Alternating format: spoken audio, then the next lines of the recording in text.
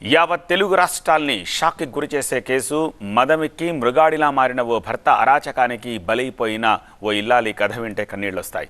పెళ్ళైన కొన్నాళ్లకే వేధింపులు తట్టుకోలేక సూసైడ్ చేసుకుంది అంటే వాడెంత నరకం చూపించాడో వింటుంటే ఒళ్ళు గగుడు పొరుస్తుంది.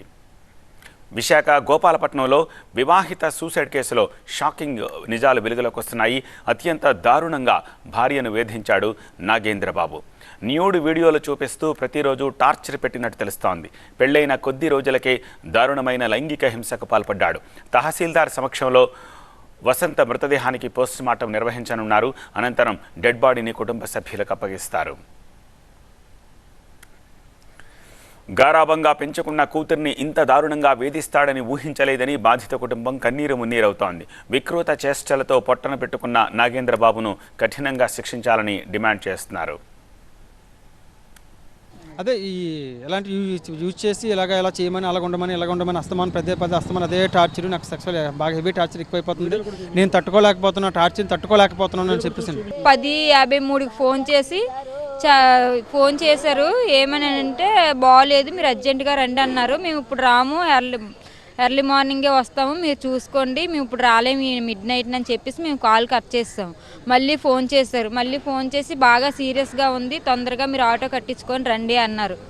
అక్కడికి వెళ్ళేసరికి ఇంకా చచ్చిపోయింది. ఎప్పుడు చచ్చిపోయింది అనేది మాకు తెలీదు. ముందే చనిపోయింది. మేము ఫోన్ కట్ చేయగానే వాళ్ళు చంపేసి ఉంటారు. తన తాలిబొట్టు తాళ్ళు మెడకి మొక్క ఉన్నాయి బాడీ మీద. వాళ్ళు మాకు ఏం చెప్తున్నారంటే తను చున్నీతో ఉరేసుకుందని చెప్తున్నారు, కానీ చున్నీతో ఉరేసుకోలేదు. తన తాలిబొట్టు డిజైన్ అంతా మెడ మీద 2 ఘాట్లు పడ్డాయి. ఇలాగానా అవి కనిపించాయి. ఒకవేళ సెక్స్ విజయలో ఎవరికైనా కలగొచ్చు, కలిగినా సరే ఏదో దాన్ని ఒప్పించో మెప్పించో కలిసి వెళ్ళిపోతాడే తప్పించి, కానీ లేదు ఇంత దీనిగా సెక్స్ కోసమే ఒక భార్యని భర్త ఉరోసి చంపుతాడనేసి ఎక్కడా లేదు.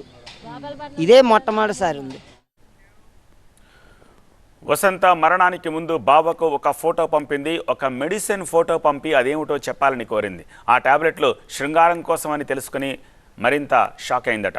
వీడియోలు చూపిస్తూ నరకం చూపిస్తూ ఉండడంతో తట్టుకోలేక వసంత ఆత్మహత్య చేసుకుందని కుటుంబ సభ్యులు ఆరోపిస్తున్నారు. కాల్ కట్ చేసిన విత్ ఇన్ ఒక 5 మినిట్స్కి నాకు ఒక పిక్ పెట్టింది.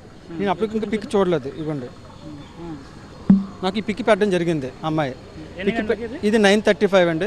9:35 పిక్ పెట్టిన తర్వాత విత్ ఇన్ 3 మినిట్స్ గ్యాప్లో మళ్ళీ ఇంకో మెసేజ్ పెట్టింది. అదే పిక్కి రిప్లై ఇచ్చింది.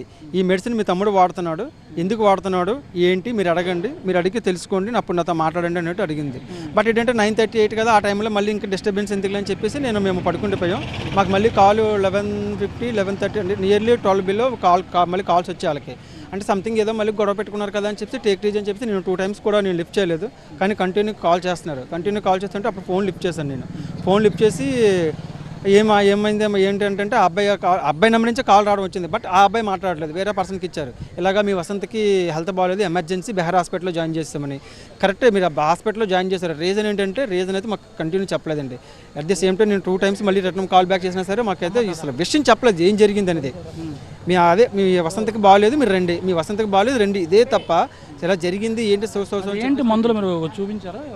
నేను చూపించలేదండి. నేను ఎర్లీ మార్నింగ్ ఇప్పుడు నేను బాడీని తీసుకొని నేను కేజీహెచ్ అంబులెన్స్లో వస్తుండగా అప్పుడు నేను గూగుల్లో సెర్చ్ చేస్తే నాకు రిజల్ట్ ఏం తెలిసిందంటే ఇది ఒక సెక్స్ పరంగా డ్రగ్ అని నాకు అప్పుడు క్లారిటీ వచ్చింది. నెట్లో వీడియోలు చూసి భార్యను నాగేంద్ర వేధించాడన్నారు సిఐ. పొటెన్సీ కోసం నాగేంద్ర మందులు వాడుతున్నాడని, భార్యను బలవంతంగా సంసారం చేయాలని వేధించేవాడు అన్నారు. దీన్ని ప్రత్యేక కేసుగా పరిగణిస్తామన్నారు.